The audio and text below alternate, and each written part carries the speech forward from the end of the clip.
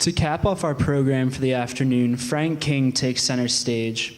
King is a professional speaker, comedian, and mental health activist with over 30 years of experience, having his audience, leaving his presentations, loving life.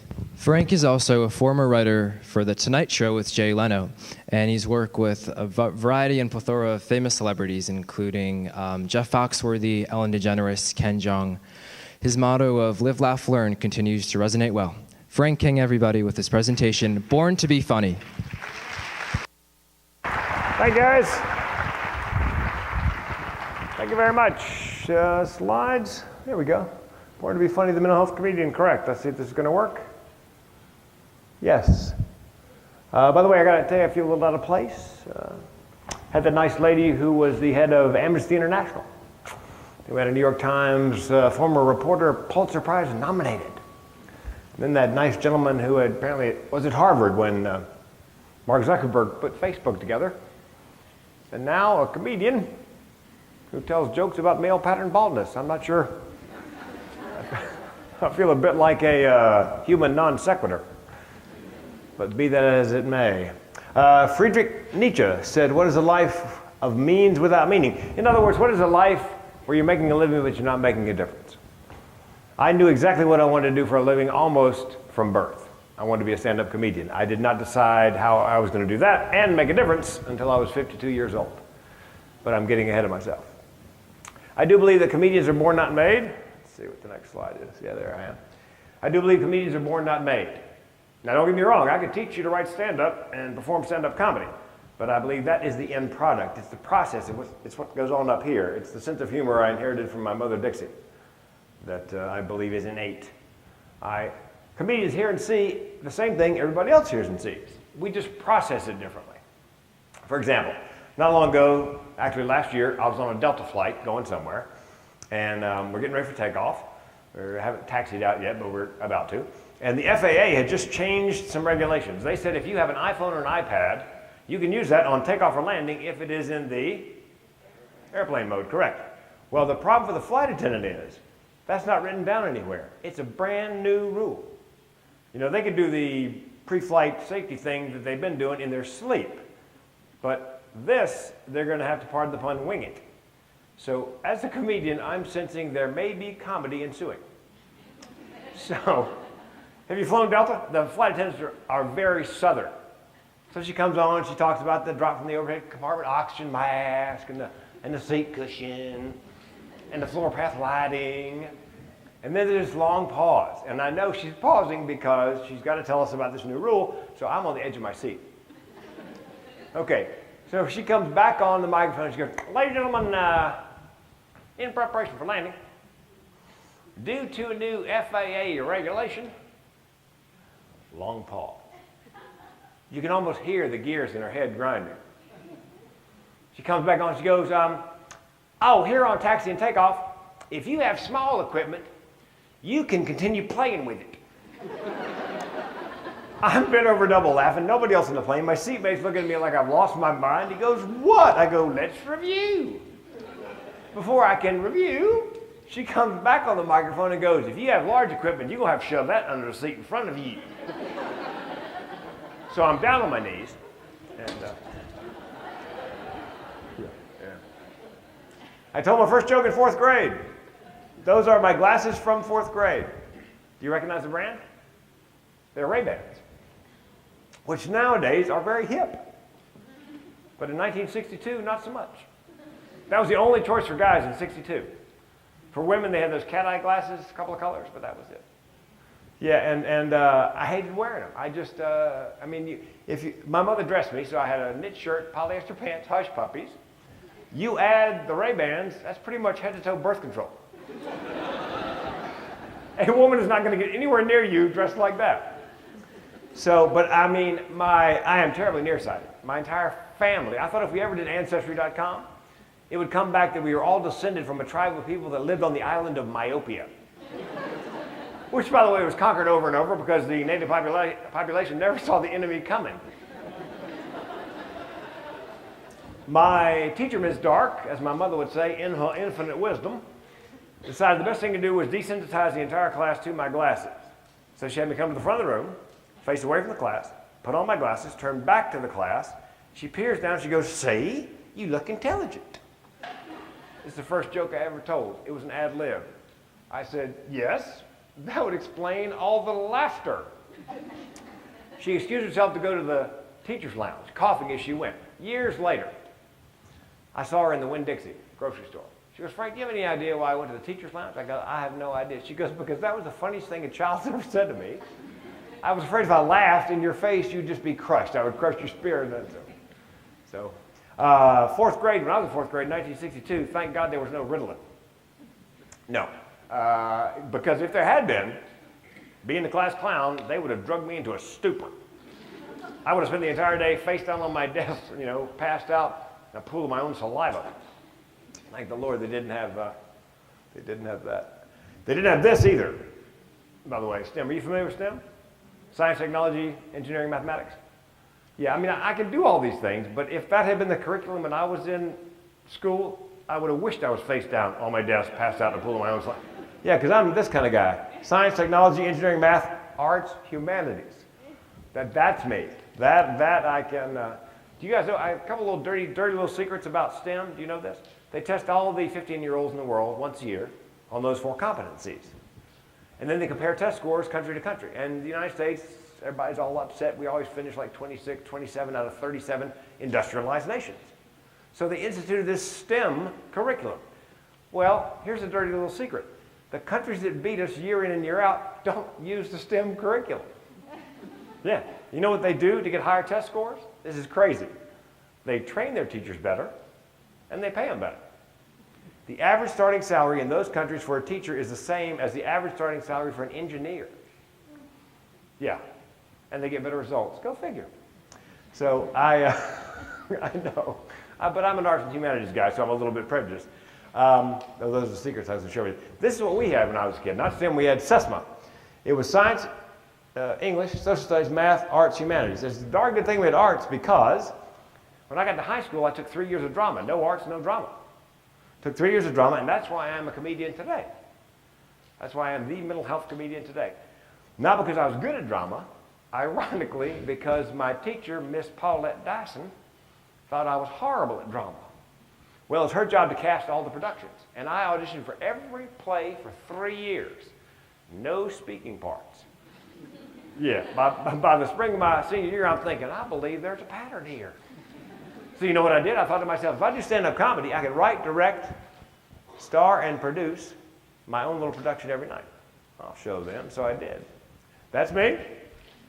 Senior talent show, Broughton Senior High School, Raleigh, North Carolina. First person ever to do stand-up on that stage at the talent show. Now, what I don't know is why I'm dressed like a manager from IHOP.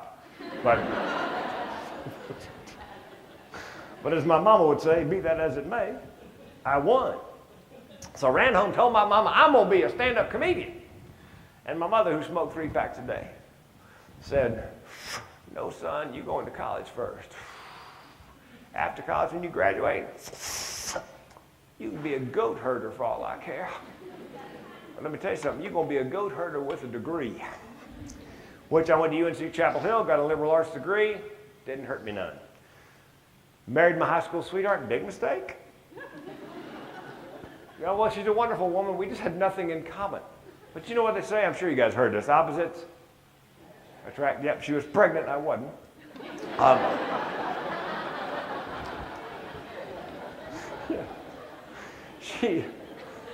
She wanted me to go in the insurance business, which I was just thrilled to do, but I did. And it turned out to be a good break because I went into the business in Raleigh, North Carolina, my old hometown. They transferred me almost immediately to San Diego, California, where they have a comedy store to this day. Beginning to the end of my, my insurance career. Because once I set foot on stage at the comedy store, I heard a voice in my head say, I'm home. Yep. And the audience, I did 5 minutes and it rocked it. My first time. Well, it was 5 minutes I'd written about moving from North Carolina to California. You know, fish out of water kind of a thing, culture shock. My favorite bit, the one I closed with, was this. I'd never seen guacamole. Hell, I grew up in North Carolina. I'd never even seen an avocado. So I'm at a cocktail party. I pick up a chip. I'm headed for the bowl. I look down just in time to see what appears to be a large supply of green spackle. So I'm hovering, And the hostess comes over and goes, oh, Frank, you're from North Carolina, right? Oh, I bet you've never seen that. That's guacamole. It's good. I said, yeah, but it was the first time somebody ate it. Audience laughed, never looked back. That was April of 1983. By December 1984, I had won the Funniest Person in San Diego contest at Improv, and I had 10 weeks of comedy booked on the road. And let's see. Yep, that's me when I won the contest. Had 10 weeks of comedy booked on the road, and I said to my girlfriend, now my wife, and yes, she's way too good looking for me, I know that. I said to Wendy, I'm going on the road to be a stand-up comedian professionally. You want to come along? And inexplicably, she said yes.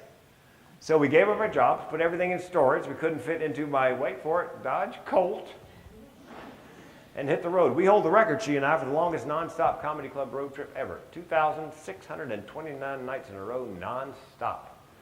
Yep, comedy club to comedy club, hotel to hotel, worked with some amazing people.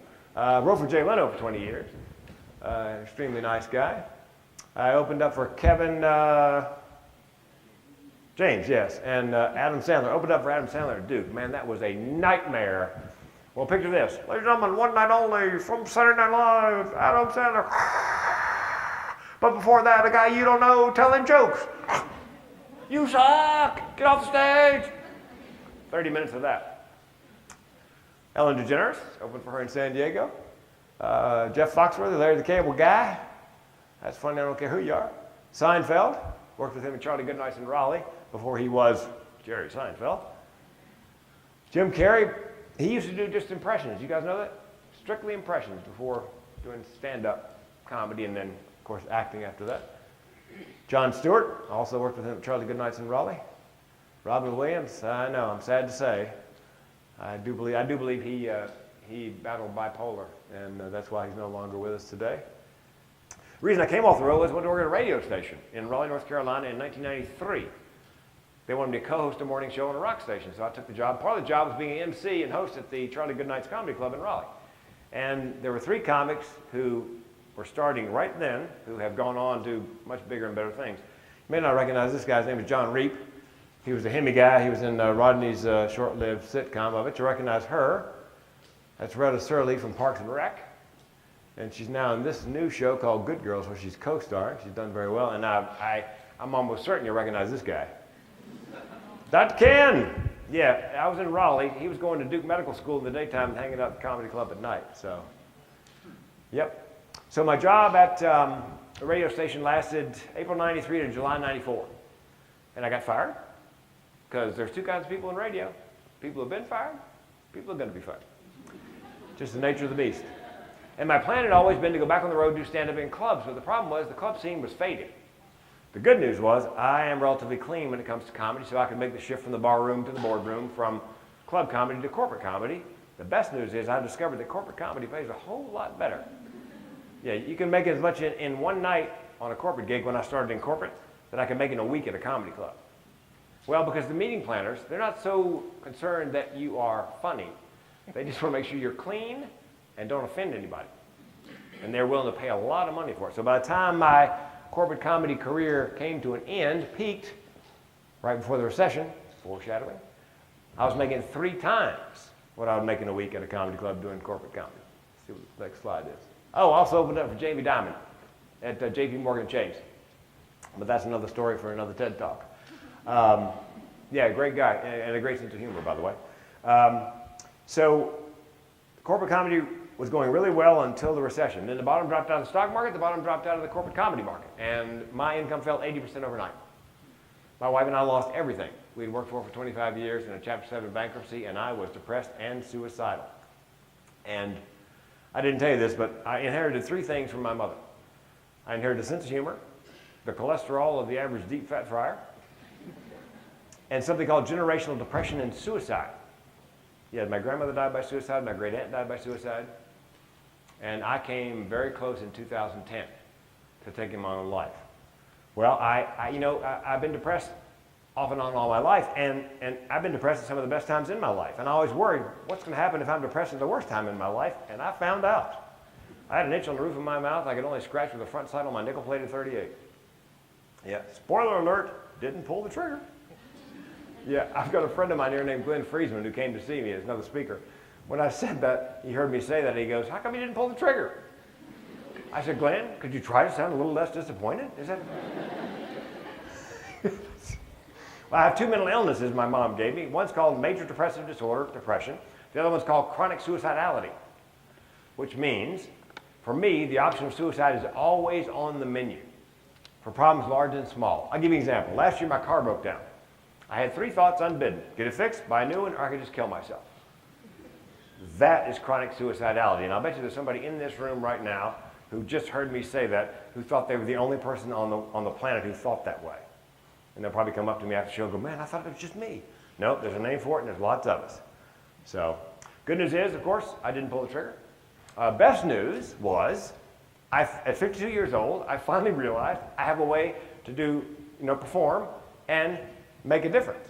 Because every year in the United States, 44,000 people die by suicide. Now, the good news is, you can do something about that, and you can make a difference, you can save a life, and you can do it by doing something as simple as starting a conversation. Let me make sure I got that's Judy's book. Yeah. Hang on. Yeah. This, by the way, is Judy Carter's book. It's called The Message of You, Turning Your Life into a Money-Making Speaking Career. Yeah, it was Judy's book that made me realize that my depression, major depressive disorder, and chronic suicidality was something that people would want to hear about. Messes and stresses is what people want to hear about, and then how you overcame it. So I have to thank Judy for that. You can do something about it. You can make a difference. You can save a life, and you can do it by doing something as simple as starting a conversation. You can do it in person. You can do it on the phone. You can do it on Facebook. And I'll let my new BFF, Renee LaBoa, tell you about that. Hey, Frank. I didn't tell you that you were the reason I decided to stick around. There you were, putting a face to what I was feeling. I no longer felt alone and unseen. It was your Facebook post on suicide. I felt hopeful for the first time in 2 years. You gave me the courage to stay and not just survive, but to dream again.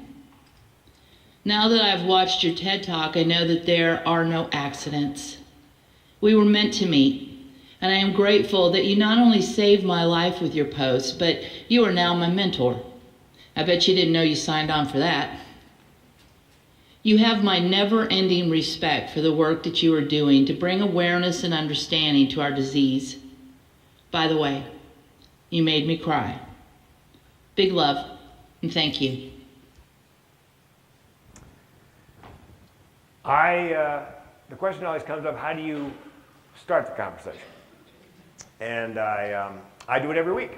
Earlier this week, I spoke at Kansas Wesleyan University on college suicide prevention. The reason is, every year in this country, 24,000 college students attempt suicide. That stadium holds 24,000 people, to give you an idea of what 24,000 people looks like. 1,100 in their lives. That's 3 a day, every day. Again, you can do something about that. You can save a life.